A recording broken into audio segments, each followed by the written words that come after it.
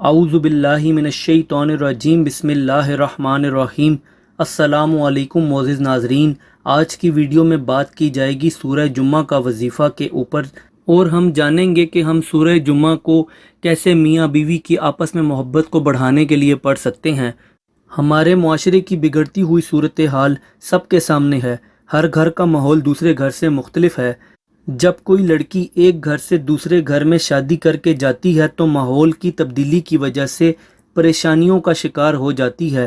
اسی طرح شوہر کے لیے بھی پریشانیوں کا سبب بنتا ہے کہ جب چیزیں اس کے مطابق نہ ہوں تو پھر لڑائی اور جھگڑے شروع ہو جاتے ہیں۔ دنیا کا خوبصورت رشتہ اس وقت ایک عجیب رشتے کی شکل اختیار کر جاتا ہے جب گھر میں لڑائیاں ہو رہی ہوں۔ اسی وجہ سے اگر بچے ہونے کے بعد لڑائیاں بڑھ جائیں تو بچوں پر بھی اس کا گہرا اثر پڑتا ہے اور پریشانیاں یقینی طور پر آپ کا مقدر بن جاتی ہیں۔ لہٰذا اس سب مشکلات کو دیکھتے ہوئے ہم آج سورہ جمعہ سے اس کا حل نکالنے کی کوشش کریں گے۔ سورہ جمعہ کو جمعہ کے دن جمعہ کی نماز کے بعد پڑھنے کا حکم ہوا ہے، جس کے بہت سارے فائدے ہیں اور میں اس کے فضائل کے متعلق پہلے بھی ویڈیو بنا چکا ہوں، آپ وہ بھی دیکھ سکتے ہیں۔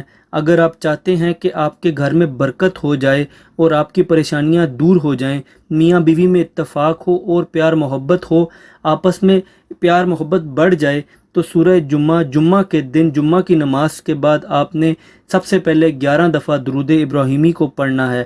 درود ابراہیمی پڑھنے کے بعد آپ نے سورہ جمعہ کی تلاوت شروع کر دینی ہے۔ سورہ جمعہ کو آپ نے 3 دفعہ لازمی پڑھنا ہے اور پھر دعا مانگنی ہے۔ اسی طرح دعا کے بعد آپ نے 11 بار درود ابراہیمی کو پڑھ کر اس عمل کو مکمل کر لینا ہے اور ہر جمعے یہی کام کرتے رہیں۔ انشاءاللہ پہلے جمعے سے ہی آپ کو فرق نظر آ جائے گا، اور جیسے جیسے ہر جمعہ کے دن آپ اس عمل کو کریں گے تو مزید برکتیں اور پیار محبت بڑھنا شروع ہو جائے گا۔ اس عمل کو کرنے کی اجازت عام ہے۔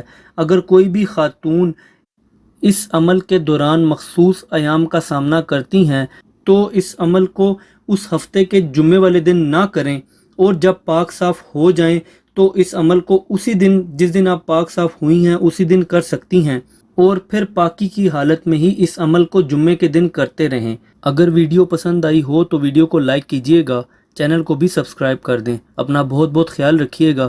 Thanks for watching. اللہ حافظ۔